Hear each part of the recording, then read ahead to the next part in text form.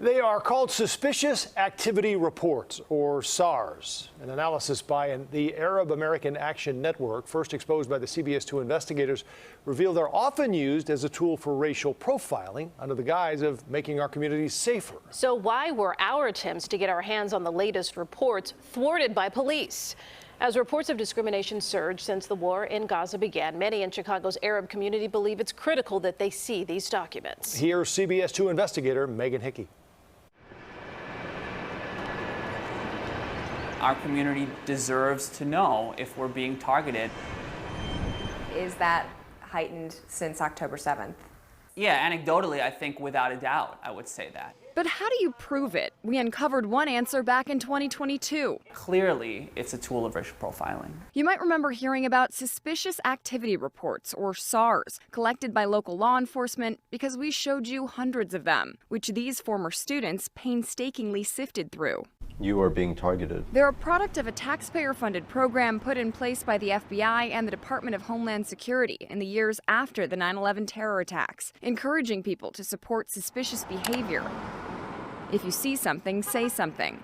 The Arab American Action Network, or AAAN, requested them through the Freedom of Information Act, or FOIA, and were denied. It was only after the AAAN sued, ISP finally agreed to release 235 reports made between 2016 and 2019. And it turned out it's like hard proof that, we're not just making this up. The reports had less to do with what you're doing and more to do with what you look like. Middle Eastern, olive-skinned, Arab, or Muslim. More than half of the reports describe suspects of Arab descent, which is significant in a state like Illinois, where Arab Americans make up just over 1% of the population. And it's not just Arab Americans. About 70% of all reports identified people of color. And you couldn't have proved that without these reports.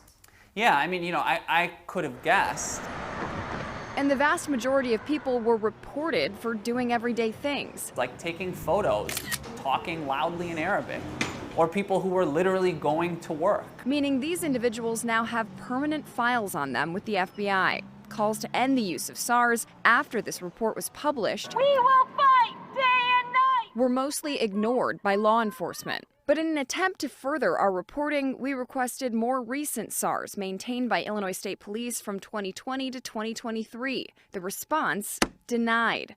Why? They say the records contain criminal intelligence information that can't be made public. So we appealed that denial with the Illinois Attorney General's office, who upheld that decision, saying state police did not improperly deny our request, meaning even he says you don't have the right to this information. We tried again and asked state police for any SARS made after October 7th. Denied.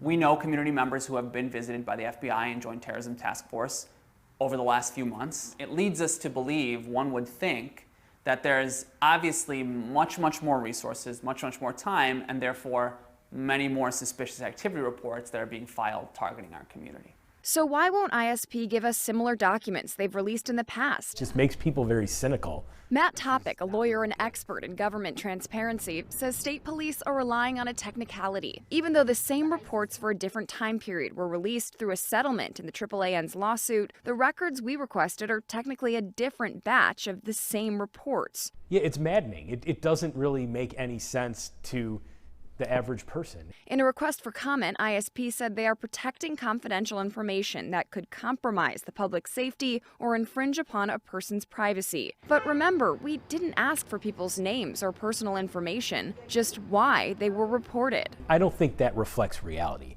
I think that people who've been surveilled, especially based on their ethnicity or their religion, want the world to know that that is what the government is doing. So we focused on suing the Illinois State Police. So the only option to see the latest reports?